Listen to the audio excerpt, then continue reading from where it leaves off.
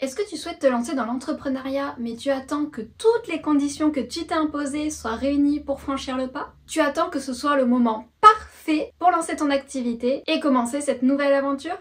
Je te comprends, j'ai fait pareil. C'est juste après ma démission chez McDo en mars 2020 que j'ai commencé à m'intéresser à l'entrepreneuriat et que l'idée de me lancer à mon compte a germé dans ma petite tête. Et en fait, le confinement n'a fait que approfondir cette envie puisque c'est à ce moment-là que j'ai commencé à m'intéresser réellement à l'entrepreneuriat, à consommer du contenu en lisant des articles de blog, en regardant des vidéos YouTube et en suivant des entrepreneurs sur Instagram notamment. Et c'est avec tous ces contenus-là, avec toutes ces bribes d'informations en fait que je me suis dit ok, je vais me lancer comme indépendante, mais par contre il était hors de question pour moi de me lancer tout de suite, déjà parce que je ne savais pas quoi faire comme métier. Il y avait plein de choses qui me plaisaient, je savais que je voulais travailler dans la communication ou dans le marketing, mais je n'avais pas d'idée plus précise que ça. Et ensuite, je ne me sentais pas d'avoir les épaules de gérer une entreprise au quotidien, autant du point de vue administratif que juridique, que client, mission, etc. Donc c'était clair que je voulais me lancer, mais pas de suite. Et c'est peut-être ton cas aussi. Si tu as cliqué sur cette vidéo, c'est sûrement parce que tu souhaites te mettre à ton compte pour pouvoir gérer ton temps comme tu le souhaites, gagner plus d'argent, choisir avec qui tu travailles, choisir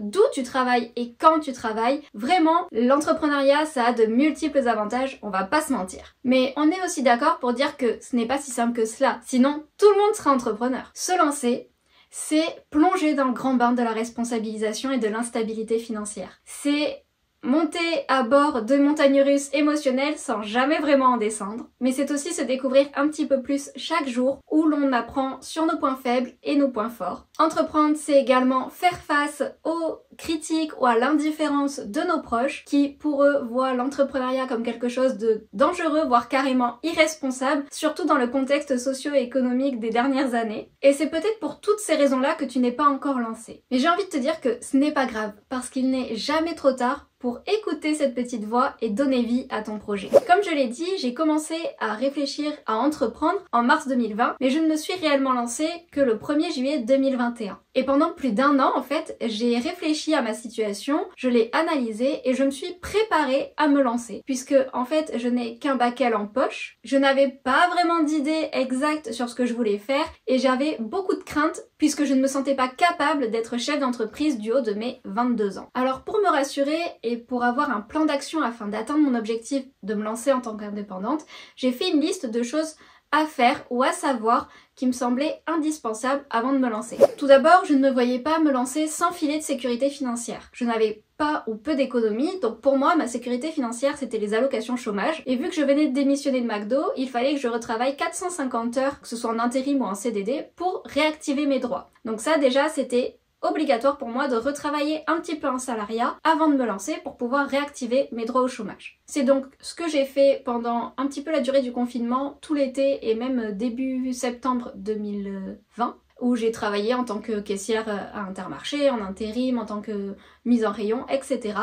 Je me suis débrouillée pour faire ces 450 heures de travail et du coup m'assurer financièrement d'avoir un certain montant tous les mois si mon chiffre d'affaires n'était pas conséquent une fois que je serais lancée. Deuxième étape, il fallait que je trouve dans quoi j'allais me lancer parce que c'est bien beau de se mettre à son compte mais il me fallait bien un métier. Donc vu que je savais que la com et le marketing étaient deux domaines qui m'intéressaient, j'ai voulu creuser un peu plus et du coup j'ai commencé à suivre des cours gratuits sur le site Open Classroom pour voir un petit peu s'il y avait des domaines qui réveillaient une certaine sensibilité plus que d'autres. Et j'ai également bénéficié d'une formation de d'infographiste metteur en page payé par Pôle emploi de novembre 2020 à février-mars 2021 et ça m'a permis d'y voir plus clair et de me dire que c'est clair, je ne serai jamais graphiste, en tout cas pas de façon en prestation de service, plus pour m'amuser parce que c'est quelque chose que j'apprécie mais je me voyais pas travailler en tant que graphiste. Mais par contre, mes différents cours et mes différentes expériences m'ont permis de me lancer en tant qu'assistante virtuelle en juillet 2021. Mais en troisième étape, avant de me lancer, je voulais me sentir capable de gérer une entreprise et connaître tout ce qu'il y avait besoin de savoir sur les points de vue administratifs et juridiques d'une entreprise. Parce que je me voyais pas débouler dans ce statut sans rien y connaître. Donc pour ça, j'ai décidé de suivre la formation de la Micropreneur Academy de Maëlan Fort. Tu pourras retrouver le lien dans la barre de description de la vidéo. Alors c'est un lien affilié puisque je l'ai suivi, je l'ai saigné comme jamais cette formation. Je m'y suis inscrite en février 2021, c'était la V2. Et là, il y a donc la troisième version qui est encore plus complète complète, encore mieux réfléchie, mieux amenée pour t'aider à créer ton entreprise. Et vraiment, c'est une formation que je te conseille. Elle est conséquente, on va pas se mentir, mais elle est ultra complète et avec ça, tu te lances sereinement dans ce nouveau statut. Donc vraiment, si c'est quelque chose qui te fait peur comme moi, je te conseille à fond cette formation. Tu retrouveras toutes les infos sur le lien en barre de description. Et en fait, pendant tout ce temps où je réalisais ces 3 étapes, je me suis rendu compte aussi que j'avais déjà tout le potentiel pour me lancer et me mettre à mon compte, que j'avais pas forcément besoin d'attendre un contexte spécifique. Certes, il me fallait un filet de sécurité, certaines bases pour pouvoir me lancer sereinement,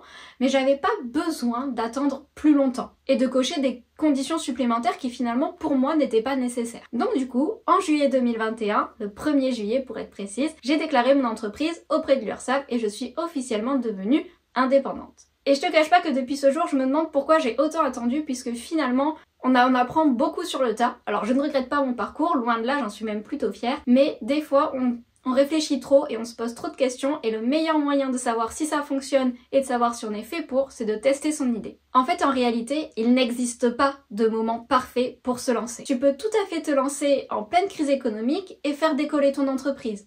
Tu peux également créer ta boîte à côté de ton emploi salarié et rester sous ce double statut et cela peut tout à fait te convenir. Ou encore, tu peux démissionner de ton emploi salarié et te lancer en vivant sur tes économies. Il n'existe pas de situation parfaite à part celle qui te convient à toi. À partir du moment où toi tu te sens prêt, tu te sens d'attaque, eh bien il faut foncer. Il faut arrêter d'écouter les peurs de X ou Y, les recommandations de A, B, C, D, on s'en fiche. Si toi tu te sens prêt et que tu as en main toutes les cartes qui te semblent nécessaires pour lancer ton projet et voir ce que ça donne, alors ne te pose pas 15 000 questions parce que plus tu te poseras de questions, plus tu prendras du recul, moins tu auras envie de sauter. Et puis j'ai envie de te dire, n'aie pas peur d'échouer avant même de te lancer. Parce que déjà, tu vas te faire du mouron pour rien, tant que t'as pas testé ton idée, tu peux pas savoir si elle a fonctionné. Alors pourquoi partir du principe que tu risques d'échouer? Si ça se trouve, ça va super bien marcher. Deuxièmement, l'échec n'existe pas. J'en suis intimement convaincue. Soit on gagne, soit on apprend, comme on dit. Dans toutes les situations, que ce soit des situations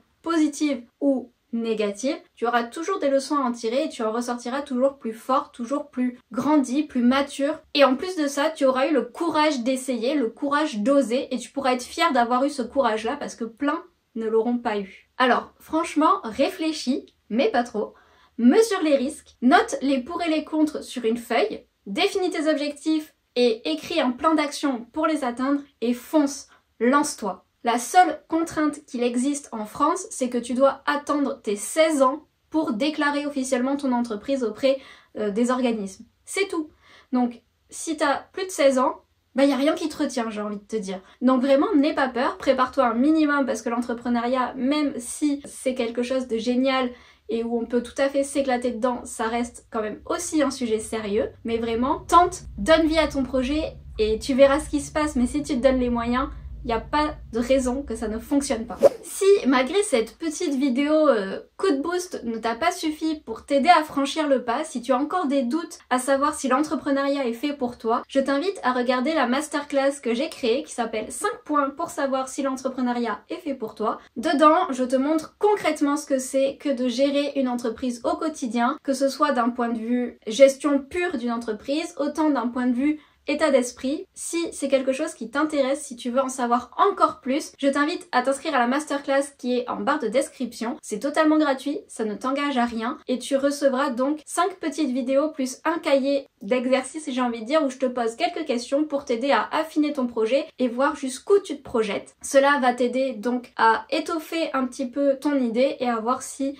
c'est réalisable pour toi et comment tu peux mettre tout ça en place. C'est tout pour cette petite vidéo, j'espère qu'elle a pu t'aider. En tout cas, moi je suis très contente de l'avoir faite. Si tu souhaites d'autres vidéos de ce genre, n'hésite pas à me faire des suggestions en commentaire, je suis preneuse de toutes les bonnes idées et de t'abonner à ma chaîne pour ne pas manquer les prochaines vidéos. Bye!